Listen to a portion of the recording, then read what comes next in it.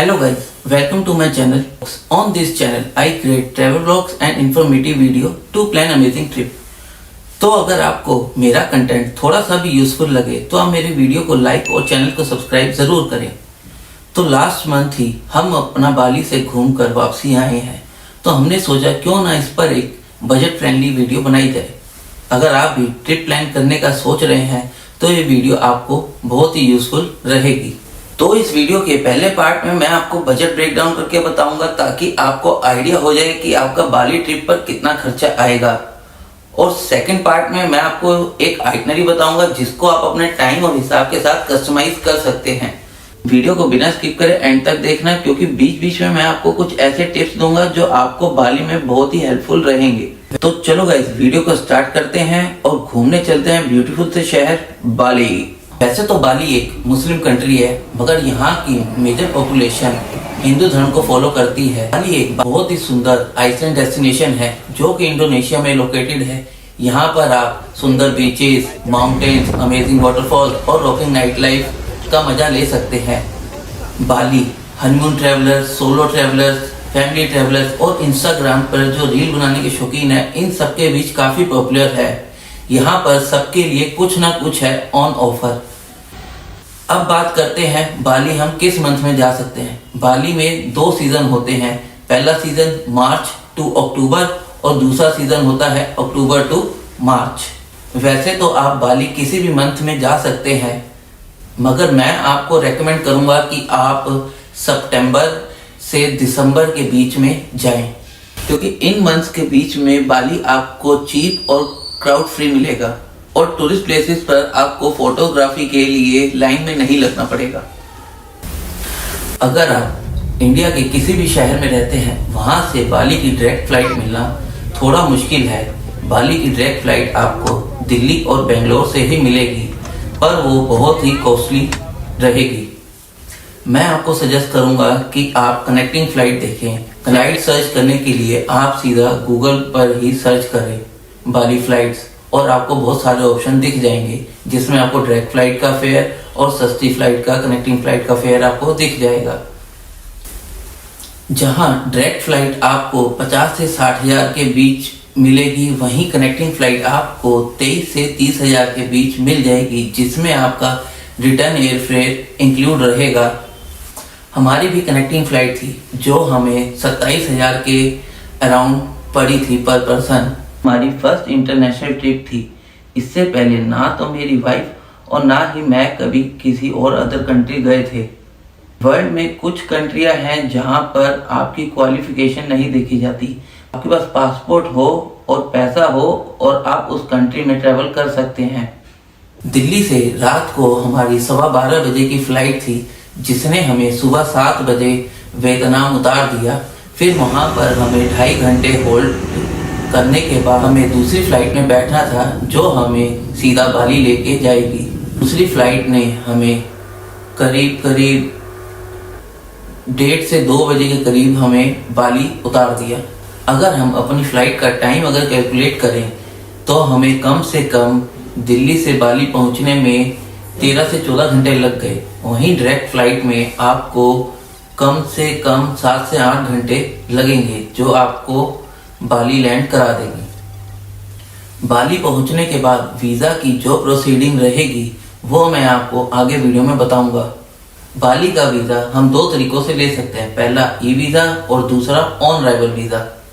E visa के लिए आप इंडिया से ही ऑनलाइन प्रोसेस कर सकते हैं, जिसमें आपके पासपोर्ट की फ़ोटो, पासपोर्ट साइज फ़ोटो की फ़ोटो और कुछ डॉक्यूमेंट्स लगेंगे, और पेमेंट करने के बाद आपको 2 दिन में वीज़ा मिल जाएगा। और वहीं बाली लैंड होते ही आपको एयरपोर्ट के अंदर 3-4 काउंटर दिखाई दे जाएंगे, जहां पर आपको ऑन अराइवल वीज़ा बड़ी ही इजीली मिल जाएगा। वहां पर ऑफिसर्स आपसे आप कहाँ रुके हैं, कितने दिन के लिए बाली आए हैं, बस ये कुछ क्वेश्चन करेंगे और आपको वीज़ा इजीली दे देंगे। आपको वीज़ा के लिए $35 यानी इंडिया के हिसाब से कुछ हुए आपके 3,000 रुपए के अराउंड आपको देने होंगे और आपको 1 महीने का वीज़ा मिल जाएगा। अब बात करते हैं करेंसी की। अगर आप अपने साथ इंडियन रुपीस भी लेके जा रहे हैं तो वो भी बाली में बहुत ही इजीली चेंज हो जाएगा, मगर उसका एक्सचेंज रेट बहुत ही कम मिलता है। इसलिए मैं आपको ये रेकमेंड करूंगा कि आप अपने साथ यूएस डॉलर कैरी करें, जिसका एक्सचेंज रेट इंडियन करेंसी के अकॉर्डिंग बहुत ही ज़्यादा आपको हाई मिलेगा। और आप एयरपोर्ट से ना एक्सचेंज कराकर सिटी में किसी भी ऑथराइज्ड डीलर शॉप से एक्सचेंज कराएंगे तो एक्सचेंज रेट आपको एयरपोर्ट के अकॉर्डिंग भी बहुत ज़्यादा हाई मिलेगा। वैसे तो स्कैम सभी जगह होते हैं, ऑब्वियसली बाली में भी होते हैं।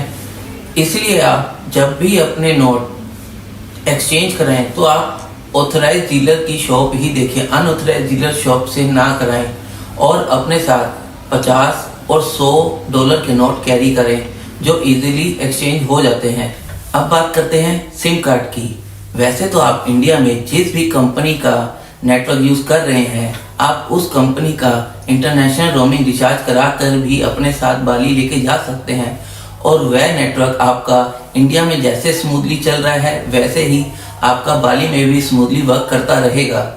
और अगर आप चाहें तो जैसे ही आप बाली एयरपोर्ट के अंदर इमिग्रेशन के बाद एंटर करेंगे तो आपको टेलीकॉम कंपनीज के बहुत सारे काउंटर दिख जाएंगे। आप वहां से भी सिम कार्ड ले सकते हैं, मगर वहां पर सिटी के अकॉर्डिंग सिम कार्ड बहुत ज़्यादा कॉस्टली पड़ेंगे। इसलिए मैं आपको ये रेकमेंड करूंगा कि आप एयरपोर्ट से ना लेते हुए आप सिटी से ही सिम कार्ड लें, जो आपको कुछ 500-600 रुपये इंडियन करेंसी के हिसाब से मिल जाएगा। Now let's talk about stay. वैसे तो बाली में रहने के लिए बहुत सारे शहर हैं, मगर इनमें से कुटा नाम की लोकेशन सबसे बेस्ट रहेगी, जहां पर आपको rocking night life, beach, famous night club, bar और Indian food, hotels budget according मिल जाएंगे। और ये एयरपोर्ट से 3 से 4 किलोमीटर के अंदर ही है और कूटा जाने के लिए आपको एयरपोर्ट से बहुत ही इजीली टैक्सी भी मिल जाएगी, जो आपसे कम 1000 से 1500 रुपये का चार्ज करेंगे। अब बात करते हैं ट्रांसपोर्टेशन की। वैसे तो बाली की अपनी खुद की ट्रांसपोर्टेशन बहुत ही कम है। बाली के लोग भी अपनी प्राइवेट व्हीकल ही यूज करते हैं। जैसे हमारे यहाँ इंडिया में ओला और उबर कंपनियां टैक्सी प्रोवाइड कराती हैं, वैसे ही बाली में भी गोजैक और ग्रैब करके 2 कंपनियां टैक्सी प्रोवाइड कराती हैं। और अगर आप चाहें तो वहां पर स्कूटी भी रेंट पर बाय कर सकते हैं, जिसका पर डे रेंट आपको 300 से 400 रुपये पड़ेगा। और अगर आप स्कूटी को 7 से 8 दिन के लिए एक ही स्कूटी को रेंट पर लेते हैं तो आप बार्गेनिंग करके उसको 250 रुपये लेकर आ सकते हैं। बाली में पेट्रोल भी बहुत सस्ता है, जो आपको कुछ 60 से 65 रुपये लीटर में मिल जाएगा। और बाली में आपको घूमने के लिए कम से कम 150 से 200 रुपये का पेट्रोल पर डे लगेगा। अब बात करते हैं फूड की। चाहे आप लोकल फूड खाओ, इंटरनेशनल फूड खाओ या फिर आप इंडियन फूड खाओ, बाली में किसी भी रेस्टोरेंट की कोई कमी नहीं है। और आप अपने साथ इंडिया से मैगी और रेडी टू ईट वाला खाना भी लेके जा सकते हैं, जो आपको वहां पर आपकी भूख मिटाने में बहुत हेल्प करेगा। Let's talk about itinerary. इस सेक्शन में मैं आपको बेसिक सी आइटनरी बताऊंगा फॉर बाली ट्रिप। साथ में मैं आपको बताऊंगा कि आप कहां कहां घूम सकते हैं, कहां पर आपको कितने दिन रुकना चाहिए, एक्टिविटी और टिकट की प्राइस की कॉस्ट क्या रहेगी। जैसे हमारी आइटनरी रही थी वैसे ही मैं आपको सेम टू सेम आइटनरी बताऊंगा। ये आपकी 6 से 7 दिन की आइटनरी रहेगी, जिसमें आपका फर्स्ट डे तो आपके घर से निकलते ही स्टार्ट हो जाएगा, जहां पर आप अपनी फ्लाइट में बैठकर बाली लैंड करेंगे और वहां पर वीज़ा, इमिग्रेशन और होटल चेक इन करके आपको शाम हो जाएगी। और फर्स्ट डे आप ना वेस्ट करते हुए आप शाम को ही होटल वाले से बात करके एक बाइक या स्कूटी रेंट पर लेकर आप बाली की नाइट लाइफ एंजॉय करने के लिए निकल पड़े। और ये कुछ क्लब की लिस्ट हैं जहां पर आप कूटा में नाइट लाइफ एंजॉय कर सकते हैं। सेकेंड डे में आप तांजुंग बिनोआ बीच पर वाटर एक्टिविटी कर सकते हैं और साथ ही में आप लंच करने के लिए पांडवा बीच पर जरूर जाएं। और लास्ट में वहां से आप उल्लूवट टेम्पल के लिए निकल जाएं, जहां पर आप केक डांस और सनसेट का आनंद ले सकते हैं। करते हैं आपके थर्ड डे की बात।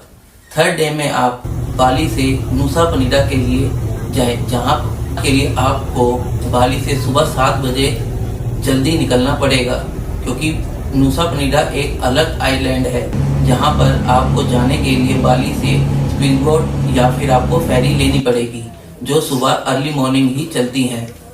वहां पर आपको डायमंड बीच, केलंकिंग बीच, ब्रोकन बीच और क्रिस्टल बे बीच देखने को मिलेंगे। इनमें से केलंकिंग बीच बहुत ही ज़्यादा मशहूर और फेमस बीच है, जहां पर आपको डायनासोर टीरेक्स की शेप में पहाड़ दिखाई देगा। और नुसा में ज़्यादा घूमने का कुछ भी नहीं है। आप ये सब देखने के बाद अपना शाम की स्पीड बोट या फेरी से अपना बाली वापस आ जाएं और एयरपोर्ट के पास ही जिम्बारन बीच है, वहां पर डिनर के लिए चले जाएं। ऊटा का होटल चेकआउट करके सुबह जल्दी ही उबुद के लिए निकल जाएं, जहां पर आपके बाकी के 3 दिन कब स्पेंड हो जाएंगे आपको पता भी नहीं चलेगा, क्योंकि उबुद में घूमने के लिए बहुत सारे वाटरफॉल्स, बीचेस और हिंदू टेम्पल्स हैं। और वहां पर बाली की मशहूर बाली स्विंग भी है, जहां पर आपके फ़ोटो क्लिक करने के बहुत सारे प्लेसेस हैं और साथ ही आप वहां पर कॉफ़ी प्लांटेशन और राइस टेरेस देख सकते हैं। उबुद पहुंचने में बाली स्विंग, राइस टेरेस और कॉफ़ी प्लांटेशन देखने में आपका 4th डे निकल जाएगा। और अब बात करते हैं आपके 5th डे की। 5th डे में आप अपने होटल से सुबह जल्दी निकल जाएं, क्योंकि इस दिन आप जाएंगे सीधा किंतामणि। किंता में आपको माउंट बुटुर वोल्केनो देखने को मिलेगा। आप चाहें तो माउंट बुटुर वोल्केनो को दूर से भी देख सकते हैं या फिर गाइड हायर करके उसको पास से भी देख सकते हैं। वापसी में आप पूरा तीर्था टेम्पल और तेगे नंगन वाटरफॉल जरूर जाएं। 6th डे ये हमारा बाली में घूमने का आखिरी दिन होगा। इस दिन हम तानालोट टेम्पल, हंडारा गेट और उलंदन बेरातन टेम्पल जाएंगे। और आप तानालोट टेम्पल की मार्केट से अपने फैमिली और फ्रेंड्स के लिए शॉपिंग भी कर सकते हैं। यहाँ पर बहुत ही अच्छी मार्केट है, बाकी दोनों प्लेसेस पर कोई मार्केट नहीं है।